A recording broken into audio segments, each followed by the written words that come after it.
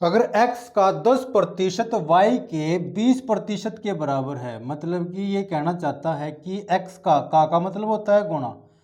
x का 10% किसके बराबर है? y के 20% के बराबर है। और हमसे पूछता है कि x रेशियो y बताओ क्या होगा। देखिए, ये हमने स्टेटमेंट के हिसाब से लिख दिया जो सवाल में दे रखा है। x का 10% y के 20% के बराबर है। ठीक है, इस सवाल को ये लिखने की जरूरत भी नहीं है, यहां तक भी मत लिखो। ठीक है, ये कहता है कि x का y के, जैसे कि x का ये 10% हो गया और y का 20%, ये दोनों आपस में बराबर है ना। तो हम डायरेक्ट क्या लिख लेंगे? x को ले लेंगे 20, y को ले लेंगे 10, x रेशियो, और ये जो है ऐसे लिख के x हम ले लेंगे 20 और y ले लिया 10। क्या हो गया? ये आंसर आ गया। x y का रेशियो आ गया 2:1।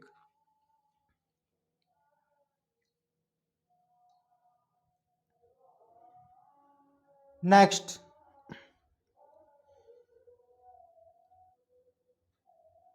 3:5 के अनुपात को प्रतिशत में बदलिए।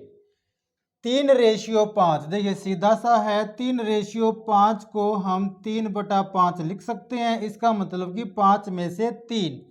ठीक है, और प्रतिशत बनाने के लिए हमें जो बटे की लाइन होती है उसमें हमें 100 चाहिए होता है। ठीक है, या तो हम इसको ऐसे कर लेंगे, ऐसे भी आंसर आ जाएगा, या फिर हमें पता है कि जो बेस है ना वहां पर हमें क्या बनाना है? 100।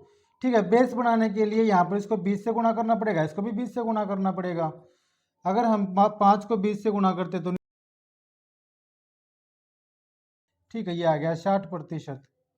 ठीक है, सीधी सी बात है। अगर एक और मैं आपको तरीका बता देता हूँ,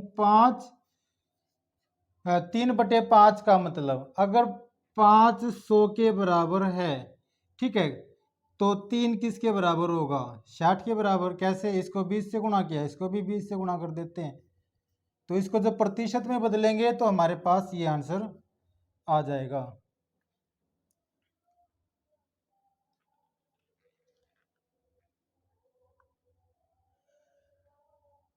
नेक्स्ट,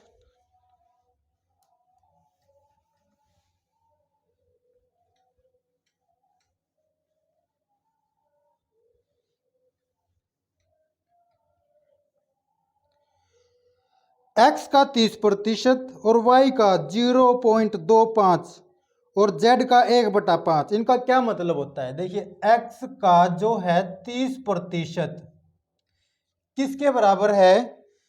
y का 0.25, मतलब कि 1 का चौथा हिस्सा। अगर उसको प्रतिशत में देखें तो 100 का चौथा हिस्सा होता है 25। तो यहां पर हम लिख सकते हैं y का 25%, y का 25%। ठीक है, z का 1/5, 1/5 का मतलब होता है 20%। ठीक है, जैसे ये था ना 3/5, 3/5 का मतलब 60% हो गया, 1/5 का मतलब होता है 20%। z का 20%, जो ये तीनों आ गए, ये आपस में बराबर हैं।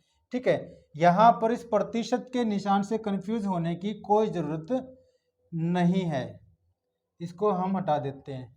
ठीक है, अब जो मैंने पहला सवाल करवाया था, पहला सवाल था जो x का 10%, y का 20%। ठीक है, प्रतिशत के निशान की कोई जरूरत नहीं है, हम इसको ऐसे हमने ये कर लिया था, y को 10 मान लिया था और x को 20 और हमारा आंसर आ गया था। ठीक है, तो हम यहाँ पर एक बार यहाँ ले लेंगे और एक बार यहाँ पर कर लेंगे। हमसे पूछा है इसने तीनों का रेशियो, तीनों का रेशियो पूछा है, x y और z, इन तीनों का हमसे इसने रेशियो पूछ लिया। ठीक है, अब हम यहाँ पर x रेशियो y क्या आएगा? इस पहले से यहां से लेकर यहां तक अगर देखें तो x और y का रेशियो क्या आएगा? x की जगह पर हम क्या लिख देंगे? 25 और y की जगह पर लिख देंगे 30। 25 और 30, इसको हम 5 और 6 लिख सकते हैं। ठीक है, लिख सकते हैं। अब यहां पर y और z का रेशियो देख लेंगे। वाई और जेड का। वाई क्या होगा 20, जेड क्या होगा, जेड होगा 25। क्या इसको 4:5 लिख सकते हैं? हाँ सर लिख सकते हैं। ठीक है, अब देखो, अब हमें ये दोनों जो है रेशियो, इन दोनों को एक कंबाइंड रेशियो में लिखना है। उसके लिए हम क्या करते हैं, हम पहले तीनों को एक साथ लिख लेंगे। यहां पर लिख लिया। पहले तो इन दोनों जो जिस रेशियो में ये दो हैं उसको हम लिख लेंगे। ठीक है, अभी हम इनके साथ यहां कुछ भी नहीं लिख सकते क्योंकि वो हमें पता ही नहीं है।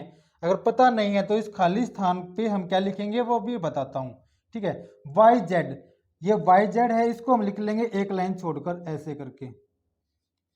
एक्स वाई का रेशियो ये, वाई जेड का रेशियो ये हो गया। अब जो ये खाली जगह रह गई ना, ये खाली जगह, यहां हम क्या लिखेंगे, इस 6 को लिख देंगे, इस खाली जगह पर इस 4 को लिख देंगे। अब इनको कर देंगे गुणा। गुणा करने पर हमें मिलता है यहाँ पर 20, 24 और 30। ये दोनों दो से, तीनों जो है 2 से कट जाते हैं। इस रेशियो को हम और छोटा कर सकते हैं, 10:12:15, ये आंसर आ जाएगा।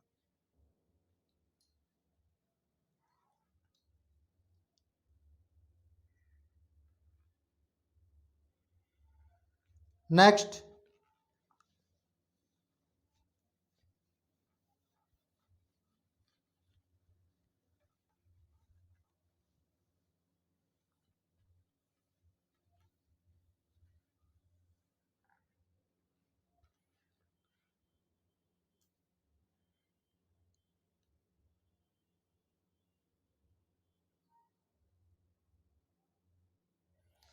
अगर ए बी से 40% ज़्यादा है और बी सी से 20% कम है तो बताइए ए और सी का जो अनुपात है उसका क्या मान होगा। ठीक है, इसको इसने कहा कि ए है जो बी से 40% कम है। ठीक है, यहाँ हम ए भी लिख लेंगे और यहाँ पर लिख लेंगे बी सी। बी सी के बारे में बात यहाँ हो रही है तो उधर हम बी सी लिख लेते हैं। ए बी से 40% ज़्यादा है, 20 से ज़्यादा है ये, कितना 40%। अगर मैं इसको 100 मान लूँ तो ये 140 हो जाएगा। ठीक है, और अगर इनको हमें रेशियो निकालना हो इनका तो ये 7:5 हो जाएगा। हो गया यहाँ तक। 20 से इसको भाग कर देंगे, 20 से इसको भाग कर देंगे। आगे कहता है ये कि बी सी से 20% कम है। सी से 20% कम है, ये मान लेते हैं कि ये 100 है तो इससे 20% कम होगा, ये 80 हो जाएगा। अगर इनको हम रेशियो में लिखें, इनको हम रेशियो में लिखें तो यहाँ आ जाएगा 4 और 5। फिर से वही काम कर देंगे जो यहाँ किया था। ठीक है, इनका जो कंबाइंड हम बना लेंगे क्योंकि हमें ए और सी चाहिए है। ठीक है, या फिर हम ऐसे भी कर सकते हैं कि इसको और इसको इक्वल कर लेते हैं क्योंकि बी यहाँ पर कॉमन है दोनों में, यहाँ भी ऐसा कर सकते थे। ठीक है, या तो इस सवाल को आप लोग इस तरीके से कर लो आगे चल के, ये तो आपको आ ही गया है। अब मैं ये और बता देता हूँ, या तो फिर क्या करेंगे, जो बी वाला पोर्शन है दोनों में उसको हम इक्वल कर लेंगे।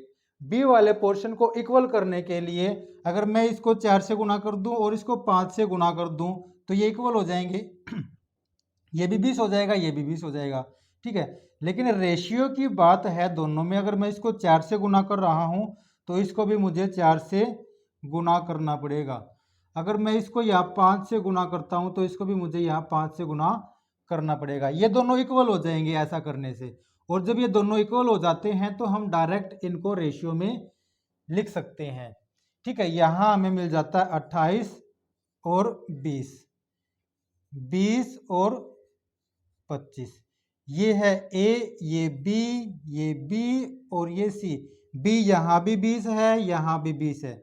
जब इस तरह की कंडीशन आती है तो हम ए और सी को डायरेक्ट एक रेशियो में लिख सकते हैं। ये हो जाएगा 28:25। ए और सी का जो रेशियो था 28:25 हो जाएगा।